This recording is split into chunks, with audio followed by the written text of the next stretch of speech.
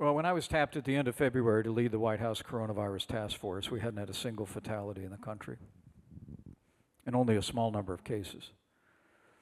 But it became very clear very quickly that we were in the forefront of what would be the worst pandemic in a century.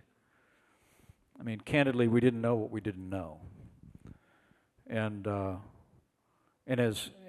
as the cases began to emerge in Seattle and New York, in New Jersey, in Louisiana, and in Detroit, our first objective was to say, we can't let our medical system in this country get overwhelmed.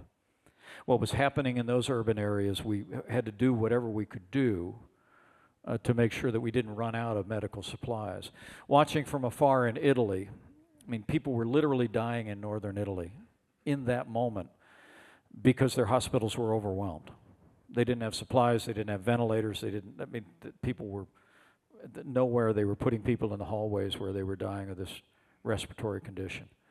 And so early on, what we purposed to do was literally launch not just a whole of government program, but a whole of America program. But it was all grounded in federalism.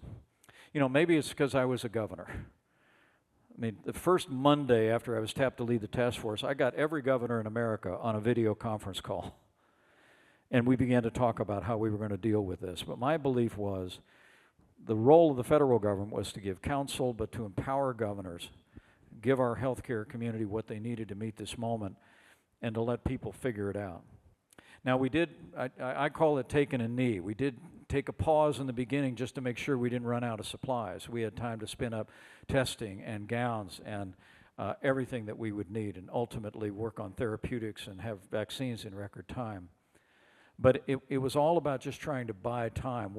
Where I think we went wrong, and there's no question that Dr. Fauci became a symbol of this and a voice of this late in 2020, but also once he essentially took over the Biden administration's approach. And that was, you had Democrat governors around the country that took what was meant to be a temporary step, not to control the virus, you're never going to control the virus, but to buy us time to spin up what we needed to confront it.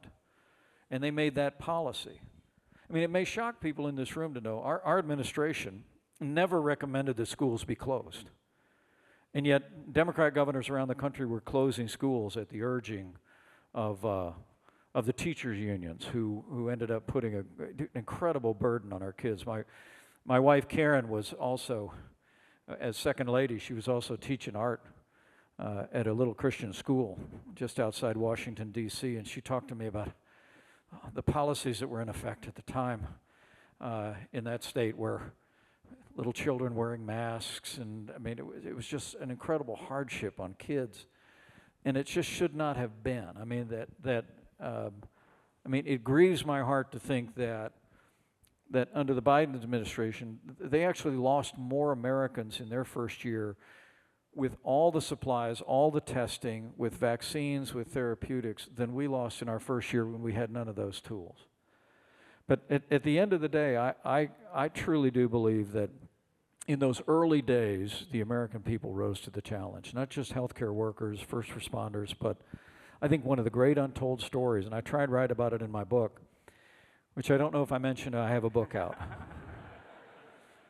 In my book, I wrote a chapter entitled Only in America, because I couldn't be more proud of what the free enterprise system in this country did in that time. Here's my anecdote.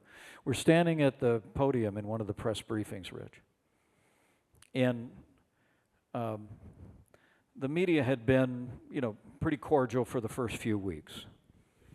And then they started to turn a little bit, and it started to get a little political. And one of the things the Democrats were saying was, why aren't you using the Defense Authorization Act, which could order businesses to create products? It's a wartime act, but it's for any national emergency.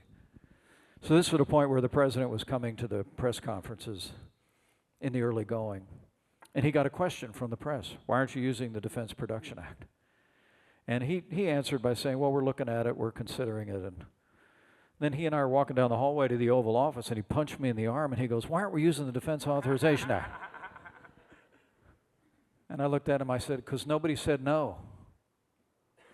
And he went, what? And I said, every business that we have reached out to in every jurisdiction, affected has said, what do you need, when do you need it? And they've never asked us for how they were going to get paid. Nobody said no. And he said, that's a great answer. And I said, it's the truth. So the next day, that's what he said from the podium. But the truth is, nobody said no. I mean, to me, there's lots of lessons to be learned, a lot of lessons. And we ought to learn them, and we ought to be candid about it. But I want to tell you, what the American people did, what American free enterprise did to rise up and meet that moment is a tribute to the power of freedom and free enterprise, only in America. I promise you.